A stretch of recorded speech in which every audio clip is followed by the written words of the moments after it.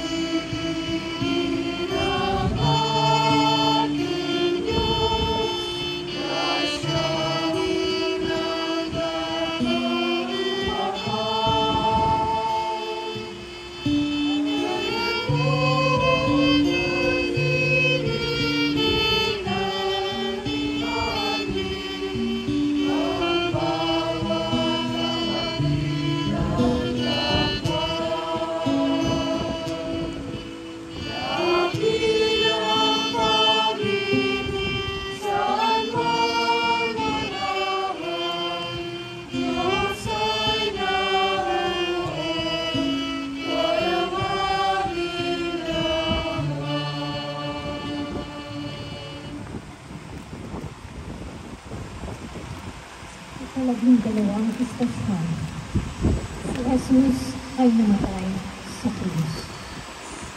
Sinasamba at pinupuri ka namin o Kristo. Sapagkat sa pamamagitan ng Diyos ay sinagip mo ang mundo. Sumainyo ang Panginoon At sumayo ang mabuting balita ng Panginoon ayon kay San Mateo. Papuri sa iyo, Panginoon.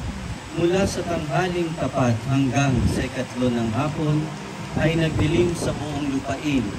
Nang mag-ikatlo ng hapon, sumigaw si Jesus, Eli, Eli, lama sabachthani. Ibig sabihin, Diyos ko, bakit mo ako pinabayaan? Narinig ito ng ilan sa mga nakatayo roon at sinabi nila, tinatawag niya si Elias. Agad tumakbo ang isa sa kanila at kumuha ng espongha, tinigmak ng maasim na alak, inilagay sa dulo ng isang tambo at ipinasipsip kay Jesus. Ngunit sinabi naman ng iba, hintay muna, tingnan natin kung darating si Elias upang iligtas siya. Muling sumigaw si Jesus at nalagutan ng hininga. Ang mabuting balita ng Panginoon. Pinupuri ka namin, Panginoong Jesucristo. Pagninilay. Mayroong dalawang katotohanan sa buhay na mahirap tanggapin. Una, ang tao ay tumatanda. Ang ikalawa, ang kamatayan ay darating sa lahat. Masakit tanggapin kapag mayroong minamahal na namatay. Ang tao ay nangingiringan, nangingiha at nagtatanong.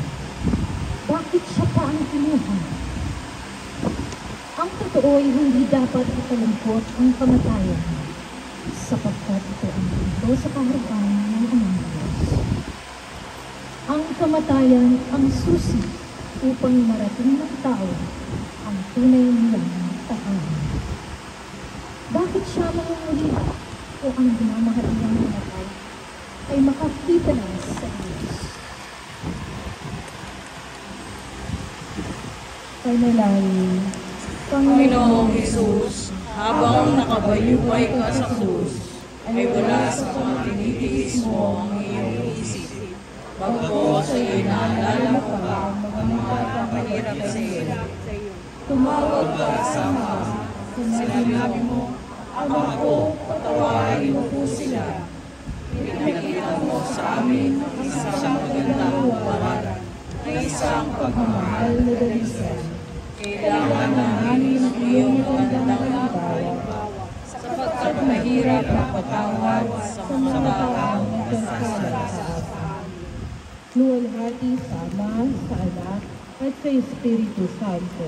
Kapalan sa unang-una ngayon at kailanman At sa walang hanggan. Amen.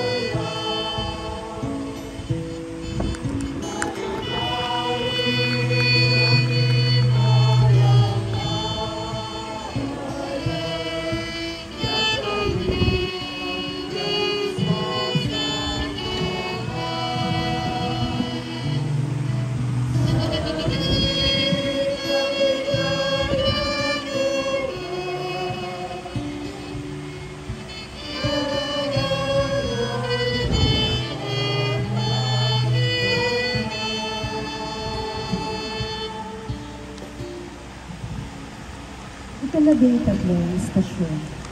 Si Jesus ay nalipin. Sinasamba at pinupuri ka namin o Kristo. Sapagkat sa pamamagitan ng krus ay sinagip mo ang mundo. Sumainyo ang Panginoon. At sumainyo rin. Ang mabuting balita ng Panginoon ayon kay San Mateo. Papuri sa iyo, Panginoon. Bago magtakip silim, dumating ang isang mayamang taga-Arimatea na ang ngalay Jose. Siya'y alagad din ni Jesus. Lumapit siya kay Pilato at hiningi ang bangkay ni Jesus. Iniutos naman ni Pilato na ibigay ito sa kanya. Kaya't kinuha ni Jose ang bangkay at ipinalot ng bagong kayong lino. Inilagay niya ito sa sariling libingan na di pa nalalaunang ipinaupa niya sa bato. Pagkatapos, iginulong niya sa pintuan nito ang isang malaking bato. Saka umalis. Naroon si Maria Magdalena at ang isa pang Maria na nakaupo sa tapat ng libingan. Ang mabuting balita ng Panginoon. Pinupuri na namin ang Panginoong Jesucristo. Pagmumula, nakikita natin ang kahalagahan ng isang bagay kapag ito ay wala sa atin. Bakit nga ba ay abot pa ang wala sa panginahanap-hanap? Madalas natin ito. Sino ba ang mahal mo sa pangangalawasin? Subalit ang kanilang salita, gawa o halimbawa ang nananatiling buhay sa ating isipan.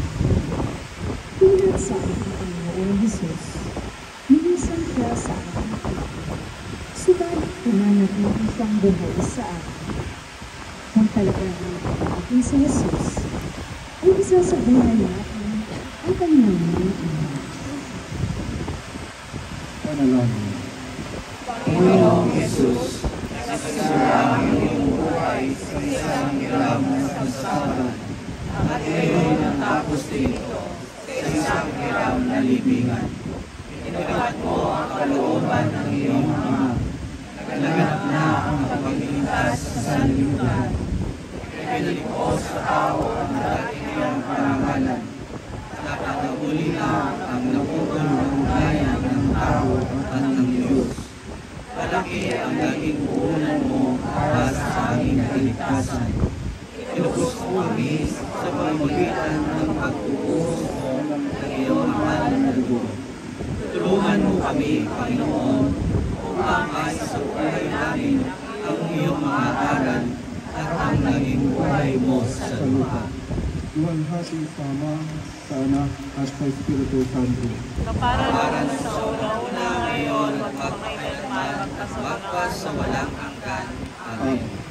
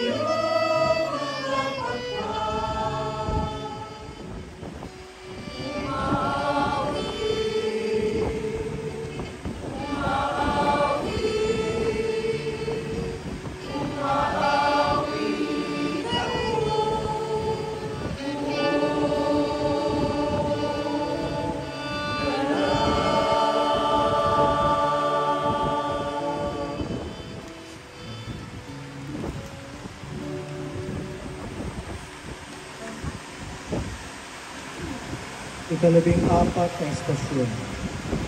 Si Jesus ay muling nabuhay. Sinasamba at pinupuri ka namin o Kristo.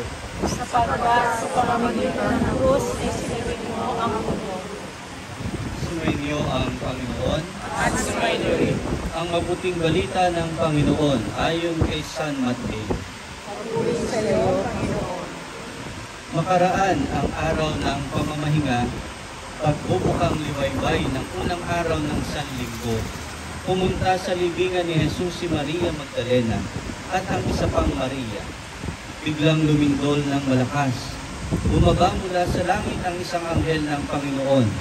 Iginulong ang batong nakatakip sa libingan at naupo sa ibabaw niyon.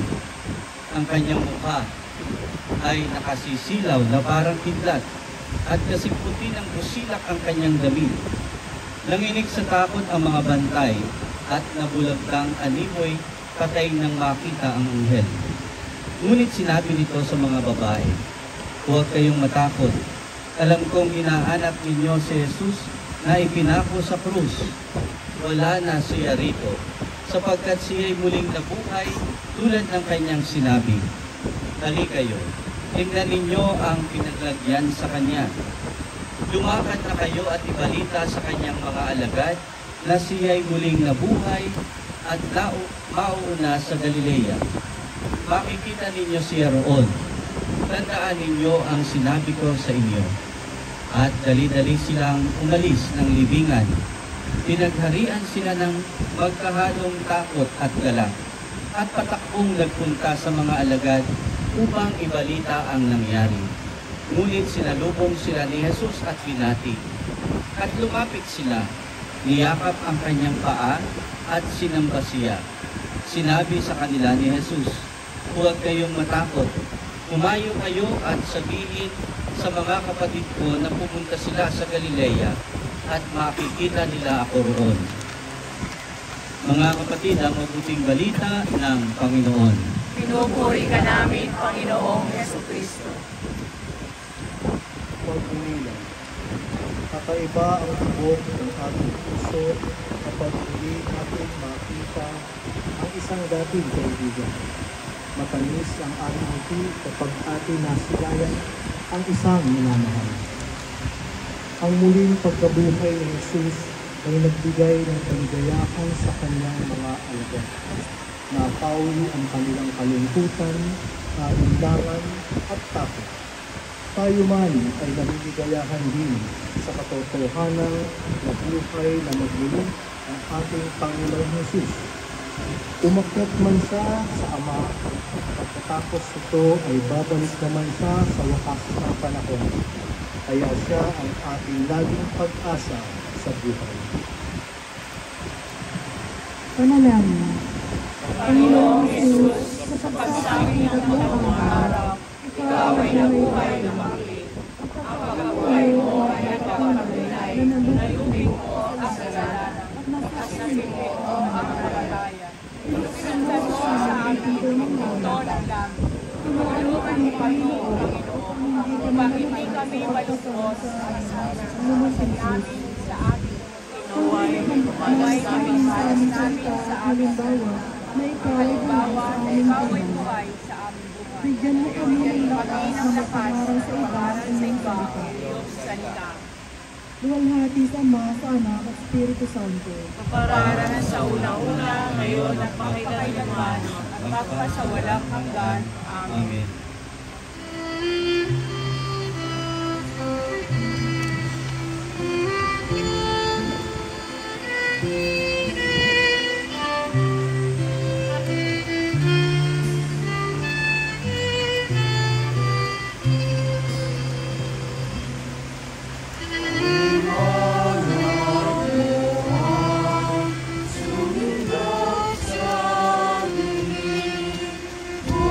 Kala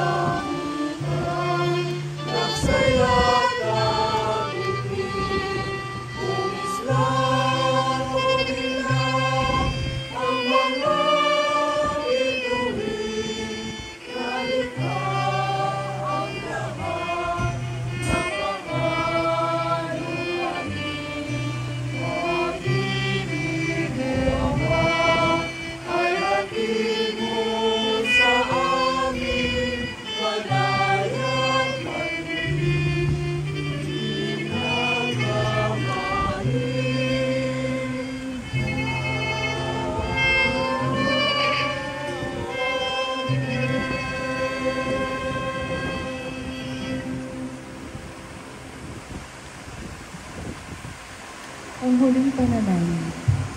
Panginoong Jesus, sa pagninilay-nilay namin sa daan krus, dinaanan mo, ay napagtanto namin ang kapait na buwan ng aming nagawang pagkakasala. Ang mahal mong dugo ang naging kabayaran para mapalaya kami sa pagpaalipin ng kasalanan. Ang bumubuhay mo ay kapait ng iyong pagliligtas sa kapalaran. Tulutan mo kami magsabuhay ang iyong magandang halimbawa. Ngunit ito ay magagawa lamang ng namin sa tulong. Wala kaming magagawa sa aming sariling pagkukusa kung hindi mo kami mananalayan. Salamat o Panginoon sa ginawa mong pagliligtas sa amin. Salamat, Panginoon. Salamat Panginoon sa pagpapatawad mo sa aming mga kasalanan. Salamat, Panginoon. Salamat Panginoon sa pinakita mong pagmamahal sa amin. At gabayan mo kami sa buhay na walang hanggan. Amen. Manangin sumasalangit mo, sampayin ang ngalan mo, mapasabi ng kaharian mo, sundin ang loob mo, dito sa lupa para sa langit. Bigyan mo kami ngayon ng aming kakanin